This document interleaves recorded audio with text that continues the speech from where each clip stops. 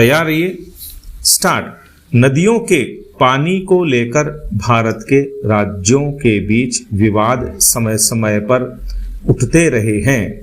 ऐसे ही विवाद पड़ोसी देशों के साथ भी चल रहे हैं।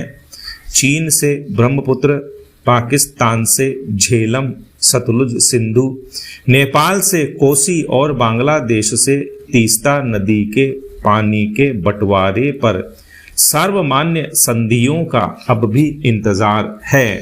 प्रधानमंत्री नरेंद्र मोदी और बांग्लादेश की प्रधानमंत्री शेख हसीना के बीच दिल्ली में तीस्ता को लेकर जो सहमति बनी है, उससे भविष्य में इस नदी के पानी पर संधि का रास्ता खुलने की संभावना बढ़ गई है। इसके तहत बांग्लादेश की तीस्ता जल प्रबंधन परियोजना पर बातचीत के लिए भारत की तकनीकी टीम जल्द ढाका का दौरा करेगी। पैरा, दोनों देशों के बीच बनी सहमति इसलिए भी अहम है क्योंकि परियोजना हथियाने के लिए चीन बांग्लादेश पर डोरे डाल रहा था। चीन का इरादा चिकन नेक नाम के सिलीगुड़ी गलियारे के पास इस नदी पर विशाल जलाशय बनाने का था। वह परियोजना की आड़ में भारत के सीमावर्ती इलाकों में अपना जाल फैलाना चाहता था। परियोजना पर भारत और बांग्लादेश की सहमति ने उसके इरादों पर तुषारापात कर दिया है। दक्षिण एशिया की सबसे बड़ी नदियों में से एक तीस्ता का उद्गम स्थल सिक्किम है। सिक्किम और पश्चिम बंगाल से बहती हुई यह बांग्लादेश पहुंचकर ब्रह्मपुत्र में मिल जाती है। सिक्किम और पश्चिम बंगाल के हित भी इस नदी से जुड़े हैं। यह सिक्किम के लगभग समूचे मैदानी इलाकों को कवर करती है। वहां के लाखों लोगों के लिए रोजगार का जरिया है। सिक्किम के लिए तीस्ता का महत्व इस राज्य के राजकीय गीत जहां बागचा तीस्ता रंगीत, जहां तीस्ता और रंगीत नदी बहती है से समझा जा सकता है। पश्चिम बंगाल के 6 जिलों में तीस्ता की धारा को जीवन रेखा माना जाता है। तीस्ता के पानी को लेकर विवाद 1971 में बांग्लादेश बनने से पहले से चल रहा है। बांग्लादेश बनने के 12 साल बाद 1983 में समझौता हुआ था कि तीस्ता के पानी का 36% हिस्सा बांग्लादेश जबकि 64% भारत इस्तेमाल करेगा। बांग्लादेश इस समझौते पर पुनर्विचार की मांग उठाता रहा है। पैरा, नए सिरे से समझौते की भूमिका 2011 में बनी थी, पर पश्चिम बंगाल के विरोध के कारण समझौता नहीं हो सका। तीस्ता जल प्रबंधन परियोजना में भारत को सहयोगी बनाकर बांग्लादेश ने लचीले रुख के संकेत दिए हैं। यह रुख कायम रहा तो तीस्ता के पानी के बंटवारे की नई पटकथा लिखी जा सकती है। सरकार को सिक्किम और पश्चिम बंगाल को भरोसे में लेना होगा। बांग्लादेश से तीस्ता पर जल संधि में दोनों राज्यों के हितों की अनदेखी नहीं होनी चाहिए। पैरा, इससे बड़ी टिप्पणी, इससे बड़ी गाली, इससे बड़ी जलालत नहीं हो सकती। इससे ज्यादा फजीहत किसी की नहीं की जा सकती। यह डूब मरने के लिए काफी है।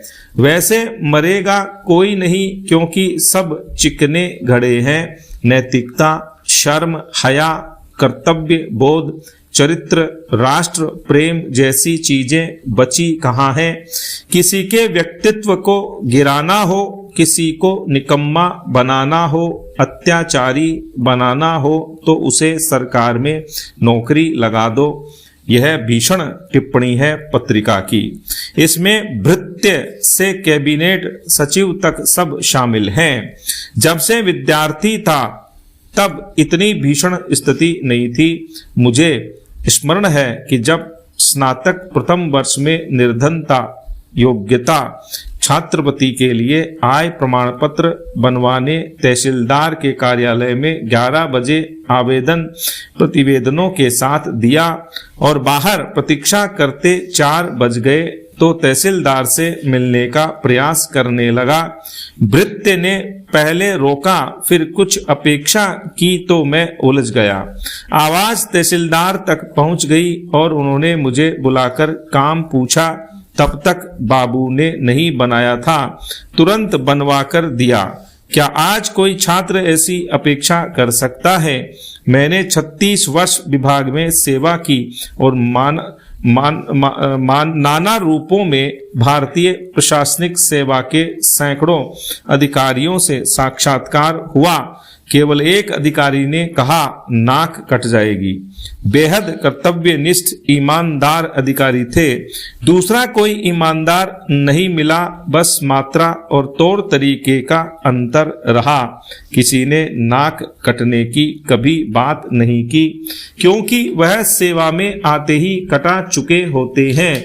कुछ भ्रष्टाचार में साथ न देने वाले के साथ भी अच्छे से चला लेते हैं, तो कुछ ऐसे लोगों को प्रताड़ित भी करते हैं, तो कुछ बाध्य भी करते हैं। सामान्य तौर पर नेताओं को भ्रष्ट माना जाता है, पर मैं इससे सहमत नहीं हूँ। मेरा अनुभव यह है कि नेताओं को भ्रष्टाचार की अफीम अधिकारी चटाते हैं और एक बार स्वाद लगने के बाद नेता ऊपर हो जाते हैं और अधिकारी भीतर ही भीतर दीमक की भांति खाते रहते हैं।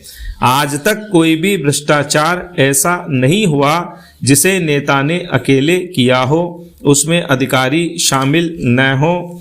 बाबू, पटवारी, सिपाही, भृत्य, वन रक्षक, समयपाल से भले गलत करने की शुरुआत होती है, पर इनका भ्रष्टाचार कोई मायने नहीं रखता, क्योंकि इन्हें स्वयं कुछ करने का अधिकार नहीं होता। इसके लिए जिम्मेदार अधिकारी ही होते हैं।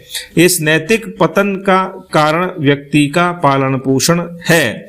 बचपन से ही बच्चे को भौतिक सुखों की ओर मोड़ दिया जाता है और उसे पैसे कमाने की मशीन बनाया जाता है।